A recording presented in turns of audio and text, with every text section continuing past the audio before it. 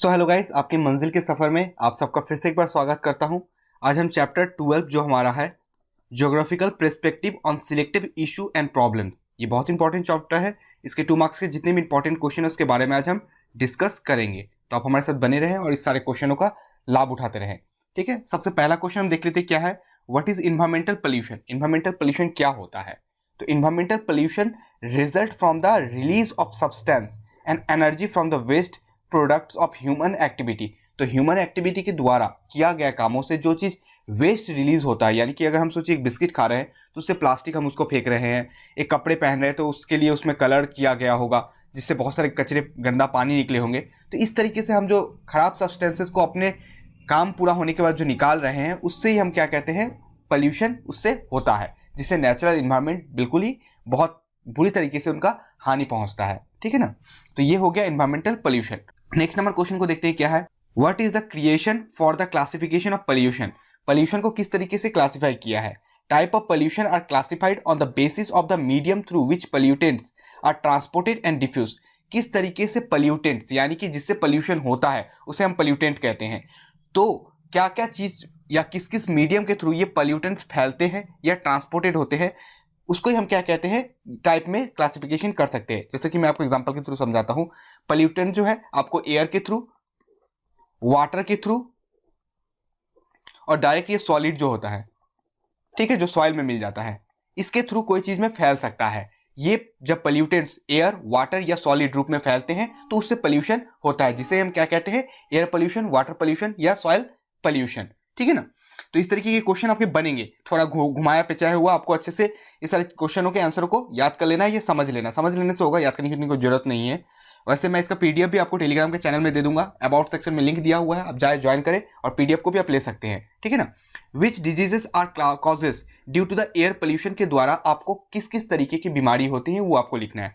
तो रेस्पिरेटरी, यानी कि आपके जितने भी सांस से जुड़े हुए हैं उससे हो सकता है, नर्वस आपके ब्रेन से, एंड सर्कुलेटरी सिस्टम जिसमें आपका हार्ट आता है, जिससे आपका ब्लड रेगुलेटेड होता है, तो ये सर्कुलेटरी सिस्टम में आता है पूरे बॉडी में। ठीक है ना, तो इस पर बहुत ज्यादा इफेक्ट पड़ता है एयर पोल्यूशन को। अगर आप गंदा हवा को इनहेल करते हैं तो आपके बॉडी में इस तरीके के प्रॉब्लम क्रिएट हो सकते हैं, ये बीमारी आपको हो सकता है, जैसे ब्लड प्रेशर या डिफरेंट डिफरेंट टाइप के कोई बीमारी होंगे। ठीक है ना, तो ये एयर पोल्यूशन से हो गए। अब एयर पोल्यूशन, नॉइज, वाटर, हर तरीके के आ सकते हैं, तो आपको सबके लिए 2-3 बीमारियों का नाम कम से कम याद रखना है। तो 2-3 तो कम से कम याद ही रखिए। Name the diseases cause due to the pollution, polluted water. Polluted water के द्वारा अगर आप गंदा पानी पी लेते हैं तो आपको क्या बीमारी हो सकता है? तो डायरिया हो सकता है, इंटेस्टाइनल वर्म हो सकता है, यानी कि आपके पेट के अंदर जो कीड़ा टाइप का हो जाएगा वो हो जाएगा, और हेपेटाइटिस तो बहुत ही खतरनाक बीमारी है जो आपके लीवर को डायरेक्ट एकदम बुरी तरीके से खराब कर देता है। कभी कभी हेपेटाइटिस गंदा तरीके के फुचके खाने से भी होता है, क्योंकि वो पानी गंदा रहता है। या सोचिए आप खा रहे हैं फुचका, किसी को हेपेटाइटिस हुआ है, अगर उसके टच में आ जाता है, यानी कि फुचका वाला का हाथ, और देन फिर वो मटका में चुभ गया और वही पानी फिर आपको अगर मिल जाता है तो उससे भी आपको हेपेटाइटिस हो सकता है, जो बहुत ही खतरनाक होता है। एक बार मुझे हुआ था और बहुत ही इसका मतलब जो इफेक्ट होता है बहुत लॉन्ग लास्टिंग होता है, बहुत खतरनाक होता है। तो इस तरह की चीजें से आप बचे। ठीक है ना। What is noise pollution? अब नॉइस पोल्यूशन क्या होता है? ठीक है ना, तो noise pollution refer to the state of unbearable and uncomfortable to human being. तो ह्यूमन बींग्स के लिए ऐसा साउंड जो बिल्कुल भी एकदम कान में आप माने उसको सहन नहीं कर पा रहे हैं, which is caused by the noise from different sources. अलग अलग सोर्सेस से ऐसा साउंड क्रिएट हो रहा है, यानी कि माइक से या अलग अलग स्पीकर या अलग अलग टाइप की चीज़ों से, जो या सोचिए कंस्ट्रक्शन का काम चल रहा है उस तरीके के वहां से जो साउंड प्रोड्यूस हो रहा है, जो अनबियरेबल है, आपके एकदम सुनने योग्य नहीं है और अनकंफर्टेबल है, तो उसको क्या कहते हैं? नॉइस पोल्यूशन कहते हैं। अगर आप ज्यादा देर इस तरीके की चीजों को सुनते रहे तो आप खुद से डिप्रेशन का शिकार बन जाएंगे, और भी बहुत सारी बीमारी, यानी कि ब्लड प्रेशर, हाई शुगर, ये सारी तरीके की चीजें आपके शरीर में हो सकते हैं नॉइस पोल्यूशन से। तो इस चीज से आप बचे। ठीक है ना। Name the stretches of Yamuna river is the most polluted. किस स्ट्रेचेस में यमुना का जो है बहुत ज्यादा पोल्यूटेड है? ये आपके फंडामेंटल बुक में भी दिया हुआ है, उसको अच्छे से देख लीजिएगा। तो आप दिल्ली देखे होंगे, हमारा नेशनल कैपिटल दिल्ली है। दिल्ली से इटावा, ठीक है, लखनऊ के आगे आपको इटावा, लखनऊ कानपुर के आगे आपको इटावा मिलेगा। तो ये स्ट्रेचेस जो होता है दिल्ली टू इटावा, ये बहुत ही ज्यादा कचरा होता है। दिल्ली टू इटावा का जो है ये बहुत पोल्यूटेड रहता है एकदम। लगभग इसके अंदर नदी में जो यमुना में पूरा व्हाइट फोम बना रहेगा। व्हाइट फोम आपको देख के लगेगा कि कुछ एकदम झाग का सागर है, एकदम फोम के जैसा, लेकिन वो फोम इतना खतरनाक होता है, इतना उसका दुर्गंध होता है कि अगर आदमी उसमें कोई नहा ले तो उसका तो सत्यानाश होना निश्चित है। ठीक है ना। तो इस तरीके के क्वेश्चन बनेंगे। व्हाट इज स्वच्छ भारत मिशन? बहुत इंपॉर्टेंट क्वेश्चन, ये पसंदीदा क्वेश्चन है। स्वच्छ भारत मिशन क्या है?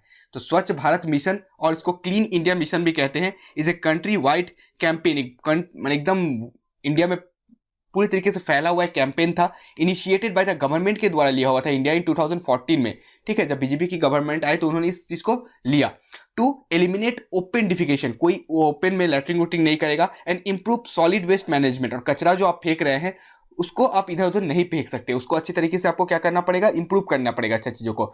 सस्टेनेबल डेवलपमेंट जिससे हो सके, सतत पोषणीय विकास हो सके, इसलिए स्वच्छ भारत मिशन को 2014 में बीजेपी सरकार ने लॉन्च किया था। तो इस बात को आपको अच्छे से याद रखना है। क्वेश्चन नंबर 8 को देखते हैं, क्या है।